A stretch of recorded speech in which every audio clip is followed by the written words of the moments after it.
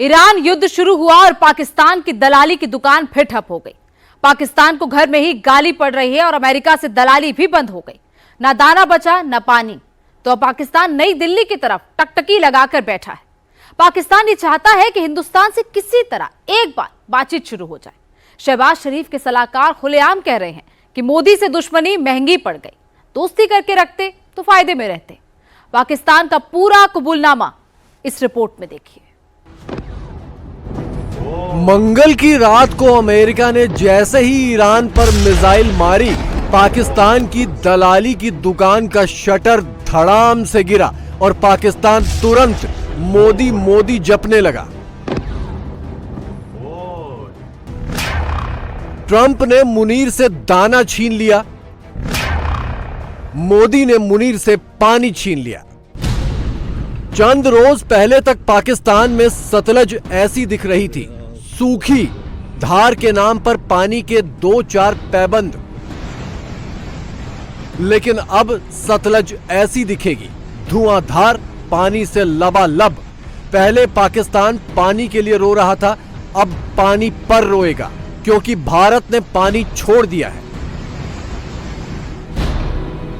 मुनीर और उसकी कठपुतलियों की गीदड़ भभकियों से नहीं, अपनी मर्जी से बारिश में बांध भरने लगे तो गेट खोल दिए।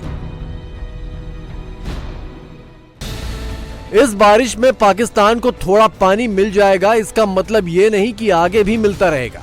पाकिस्तान का पानी बंद करने का पक्का इंतजाम धड़ल्ले से जारी है और बहुत जल्द यह मुकम्मल भी हो जाएगा। तब पाकिस्तान एक एक बूंद पानी के लिए गिड़गिड़ाता ही रह जाएगा।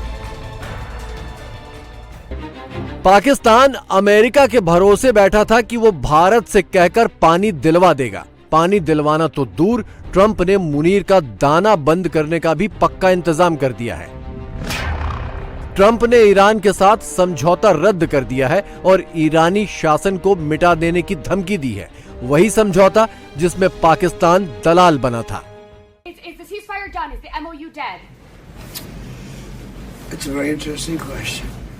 ये काफ़ी दिलचस्प सवाल है। मेरी नज़र में तो समझौता ख़त्म हो गया। मैं उनके साथ नहीं करना चाहता। वो बीमार लोग हैं, वहाँ का शासन बीमार के हाथों में है। वो बहुत बुरे और हिंसक लोग हैं। अगर उनके पास एटम बम होगा तो वो इस्तेमाल करेंगे। तो जहाँ तक मेरी बात है, समझौता ख़त्म हो गया। नेगोशिएट करने वालों से मैं बात करूँगा कि उनसे बात करना वक्त की बर्बादी है। वो झूठे हैं।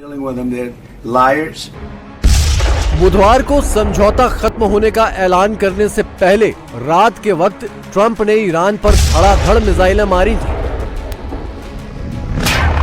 इसका मतलब ये कि मुनीर और शहबाज का सारा किया धरा जीरो हो गया, यानी कि पाकिस्तान ने इस समझौते के बलबूते दलाली की जो उम्मीदें पाल रखी थी, वो सब मिट्टी में मिल गई। अब जरा इन तस्वीरों को याद कीजिए। खामेनेई के लिए फातिया पढ़ते वक्त मुनीर, शहबाज और बिलावल ऐसे ड्रामा कर रहे थे जैसे खामेनेई की मौत का सबसे ज्यादा दुख पूरी दुनिया में बस इन्हीं को है, जबकि दुनिया जानती है कि खामेनेई को मारने वाला अमेरिका इन सब का आका है। पाकिस्तानी अपने हुक्मरानों की इस बेशर्म दलाली को डिप्लोमेसी बताकर ढोल पीट रहे थे। पाकिस्तानी डिप्लोमेसी का आलम यह है कि ट्रंप की एक मिसाइल से वो चिंदी चिंदी हो जाती है और फिर पाकिस्तानियों को मोदी की याद आने लगती है। ट्रंप के ईरान पर ताजा हमले होते ही पाकिस्तान ने कबूल लिया कि वो मोदी से हाथ मिलाने के लिए कब से तरस रहा है। मुनीर की कठपुतलियां खुलेआम कबूलनामा जारी कर रही हैं कि अगर मोदी से हाथ मिला लिया होता तो आज IMF के आगे यूं नाचना ना पड़ता। सिंधु जल संधि के नाम पर पाकिस्तान ने भारत को कैसी कैसी गीदड़ भभकियां दी। पहले कहा गया कि हिंदुस्तान में खून की नदियां बहा देंगे, फिर कहा गया कि मिसाइल मार देंगे, फिर कहा गया कि एटम बम मार देंगे, ये भी कहा गया कि हाथ काट देंगे, और अब बिलावल फिर से कह रहे हैं कि मर जाएंगे लेकिन सिंधु पर समझौता नहीं करेंगे।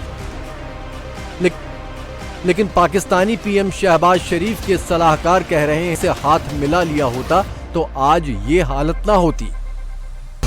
यानी कि पाकिस्तानी कठमुल्लों को खुश करने के लिए पाकिस्तान की हुकूमत बिलावल जैसे बिल्लों को छोड़ देती है।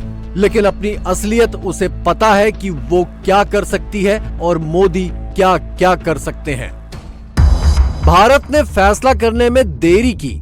आतंक की नर्सरी पाकिस्तान के साथ ये फैसला बहुत पहले कर लेना चाहिए था, लेकिन देर आए दुरुस्त आए। जम्मू कश्मीर से निकलने वाली नदियों पर भारत ने पूरा कंट्रोल ले लिया है और जम्मू कश्मीर पर कंट्रोल तो पहले से ही है।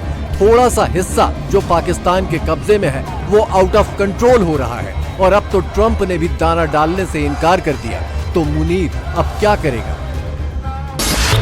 पाकिस्तान के सिर पर 130 अरब डॉलर से ज्यादा का उधार है और ये सारा उधार पाकिस्तानी फौज, भुट्टो जरदारी और शरीफों की अय्याशी में ही लुटा है, लेकिन चुकाना है 25 करोड़ पाकिस्तानियों को। पाकिस्तान अपनी आखिरी सांसें गिन रहा है और जान बचाने के नाम पर अब उसे मोदी ही याद आ रहे हैं, लेकिन पाकिस्तान का ये इमोशनल ब्लफ उसके न्यूक्लियर ब्लफ की तरह ही औंधे मुंह गिरेगा।